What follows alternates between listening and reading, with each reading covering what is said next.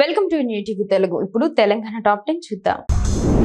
సంగారెడ్డి పట్టణంలోని వాసవి కన్యకా పరమేశ్వరి దేవాలయంలో అమ్మవారికి ప్రత్యేక అభిషేక కార్యక్రమాలు నిర్వహించారు. దేవాలయ కమిటీ చైర్మన్ తోపాజీ అనంతకిషన్ ఆధ్వర్యంలో అమ్మవారికి మహాపూజ కార్యక్రమాన్ని జరిపించారు. మహిళలు లలిత సహస్ర పారాయణం భక్తి శ్రద్ధలతో చదివారు. అమ్మవారి పల్లకి సేవా కార్యక్రమాన్ని ఆలయ పురవీధుల మీదుగా నిర్వహించారు.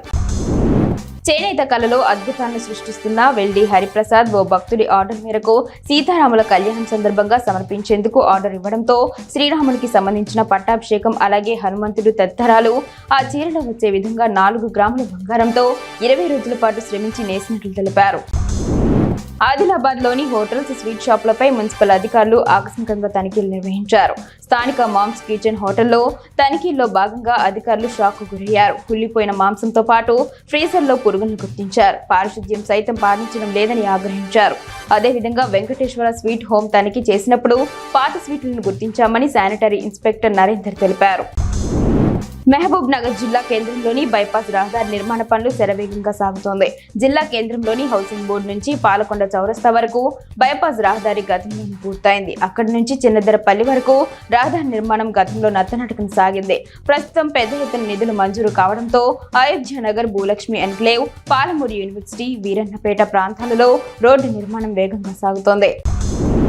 భద్రాచల సీతారాముల కళ్యాణానికి శ్రీరామకోటి భక్త సమాజం అందించే గోటి తలంబ్రాల దీక్షలో Gajwel additional junior civil judge Priyanka పాల్గొన్నారు. ఈ సందర్భంగా గోటితో వడ్లను ఒలిచి రామ్కోటి రామరాజుకు అందజేశారు. ఈ సందర్భంగా న్యాయమూర్తి ప్రియాంక మాట్లాడుతూ, మొదటిసారిగా గోటి తలంబ్రాల కార్యక్రమంలో పాల్గొనడం సంతోషంగా ఉందని, మన చేతిలో ఒలిచిన తలంబ్రాలు భద్రాచల సీతారాముల కళ్యాణానికి వెళ్లడం అదృష్టమని అన్నారు. యాదాద్రి భువనగిరి జిల్లా చౌటుప్పల్ మున్సిపల్ కేంద్రంలో అనుమతులు లేకుండా పాఠశాల నిర్వహిస్తున్నారని అంబిటర్ స్కూల్ ముందు బీజేవైఎం నాయకులు ధర్నా నిర్వహించారు. స్థానిక ఎంఈఓ గురువారెడ్డి ఘటనపై వివరాలు సేకరిస్తున్నారు.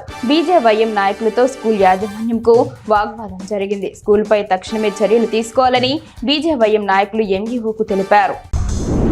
కంది మండలం యోతోల్ చిద్రుప్ప శివార్లోని నక్కవాగు సమీపంలో అక్రమ ఇసుక ఫిల్టర్లను రెవెన్యూ అధికారులు కూల్చివేశారు. తహసీల్దార్ విజయలక్ష్మి ఆదేశాల మేరకు పారి రంగయ్య ఆధ్వర్యంలో జేసీబీ సహాయంతో ఇసుక ఫిల్టర్లను తొలగించారు.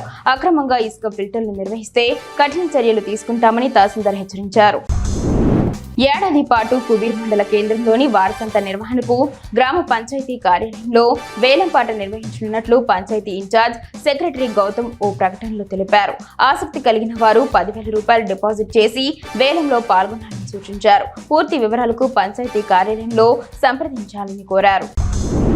మహబూబ్ నగర్ లో ఐఐటి ఏర్పాటు చేయాలని పాలమూరు ఎంపీ డీకే అరుణ అన్నారు. పార్లమెంట్ లో మాట్లాడుతూ, IIIT ఏర్పాటు చేస్తే పాలమూరు యువతకు ఉద్యోగ ఉపాధి అవకాశాలు ఇవ్వగలుగుతామని పేర్కొన్నారు. రూరల్ ఏరియాల్లోని ఔత్సాహికులకు ప్రోత్సాహంతో పాటు ఎన్నో ఉపాధి అవకాశాలు కల్పించవచ్చని అన్నారు. తమ పార్లమెంట్ లో అన్ని రకాల పరిశ్రమలు ఉన్నాయని, వివిధ రాష్ట్రాలకు చెందిన వారు పనిచేస్తున్నారని ఎంపీ డీకే అరుణ తెలిపారు.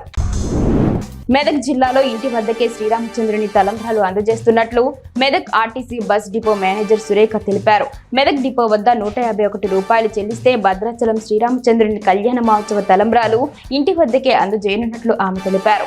ఈ అవకాశాన్ని ప్రతి ఒక్కరూ వినియోగించుకోవాలని కోరారు.